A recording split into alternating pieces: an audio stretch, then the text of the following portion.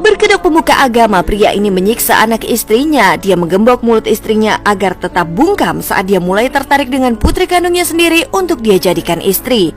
Semua penderitaan membuat sang istri memutuskan untuk bunuh diri di gereja tepat saat suaminya sedang berkhotbah di depan jamaatnya.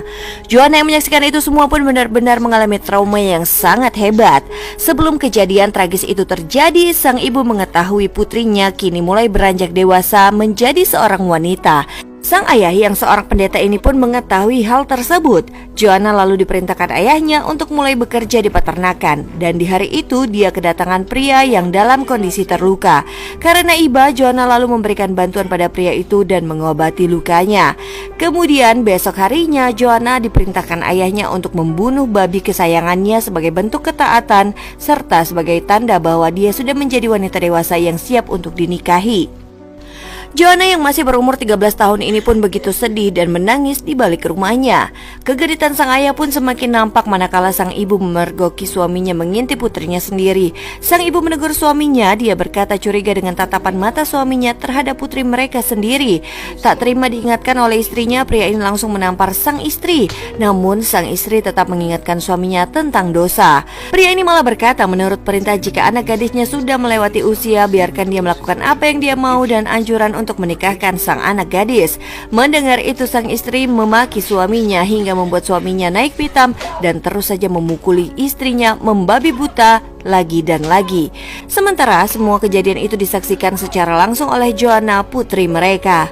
Agar tak banyak bicara lagi, pendeta ini pun memasangkan alat untuk menutup mulut Anna. Alat itu memiliki gembok di belakangnya hingga Anna sungguh tidak bisa berbicara apa-apa lagi saat ini. Dan di hari berikutnya, pendeta ini kembali memimpin doa.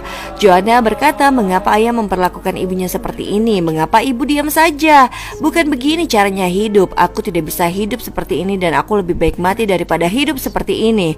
Lalu sang ibu pun yang mendengar itu berdiri dari kursinya. Joanna menatap ayahnya penuh kebencian. Di saat pria ini berceramah bahwa istri harus menuruti semua perintah suaminya, tiba-tiba Anna, istri pendeta ini pun menggantung dirinya sendiri di tengah semua orang. Ini sungguh sangat mengejutkan semua orang yang ada di sana. Joanna pun menoleh dan begitu terkejut melihat apa yang dia lihat saat ini seolah tak percaya. Sang ayah malah berkata ini adalah aib, dia akan dihukum di neraka. Joanna hanya bisa menangis melihat ibunya yang kini hidupnya berakhir tragis. Pulang ke rumah, entah mengapa pendeta ini pun mencambuki tubuhnya sendiri. Joanna yang sedang hancur mencari Sam untuk menenangkan diri. Gilanya sang ayah, besok paginya dia menyeret putrinya yang baru saja beranjak remaja ini ke kapel kecil miliknya. Dia berkata, Joanna, aku dan kamu akan melangsungkan pernikahan hari ini.